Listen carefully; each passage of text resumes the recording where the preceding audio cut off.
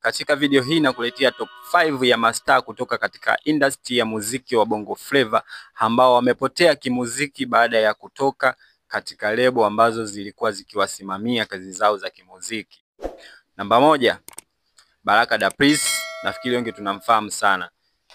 Alikuwa ni msanii mkali sana, alikuja chini ya Tetemesha, baadaye akaja akasainiwa na kampuni ya nje, lakini mwisho wa siku baada ya kutoka hatujamsikia tena. Namba 2, Angela alikuwa chini ya Konde Gang ambaye inamilikiwa na msanii mkali na nguli katika industry ya muziki wa Bongo Flava, na mzungumzia Harmonize.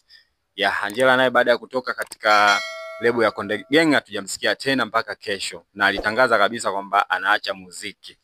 Namba 3 inakwenda kwa Rich Mavoko. Rich Mavoko bwana alikuwa chini ya WCB lebo, baadaye wakaja wakazinguana akatoka, na toka alivyotoka hatujamsikia tena.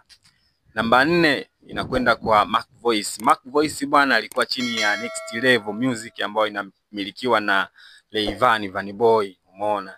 Na yeye inasemekana kwamba hakuwa na maelewano mazuri na bosi wake, na inasemekana amejiondoa na mpaka sasa hatujui yuko wapi na wala tusikii kazi zake.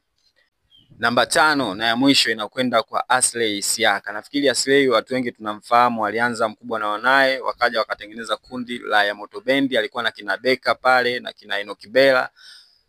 Baada ya kufanya vizuri sana wakiwa na bendi hiyo ya Yamoto Bendi ambayo ilikuwa inamilikiwa na Mkubwa Fella, wakaja wakazinguana, kundi likaja likavunjika na Aslay akawa solo artist akiwa chini ya meneja Chambuso, na alifanya hiti nyingi sana ambazo zilisumbua katika game ya muziki wa industry ya Bongo Flava, na watu wengi walishaanza kumfananisha na wasanii wakubwa kama Diamond, kina Alikiba, lakini mwisho wa siku Aslay alienda juu, lakini baadaye akaja tena akashuka chini, na mpaka sasa Aslay hatumsikii tena.